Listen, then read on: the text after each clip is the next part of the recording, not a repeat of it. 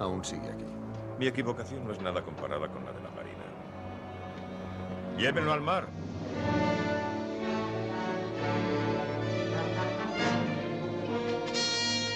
Bien, caballeros. Como ustedes deben saber, regresamos a San Francisco para una pequeña aclaración. Un informe mal interpretado sobre algo que pasó en Pearl Harbor le fue enviado al almirante. Aclarado todo, su confianza en el Kane ha renacido y volvemos al área de combate. Yo le dije que había recibido el Kane con muy bajo nivel de entrenamiento y que no podría mejorar sus condiciones de la noche a la mañana. Y él estuvo de acuerdo.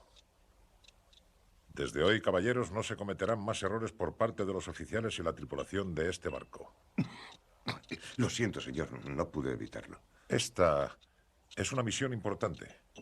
La Marina espera que yo cometa una equivocación, pero no voy a cometerla, ni voy a dejar que nadie lo haga. Esto es todo sobre este asunto.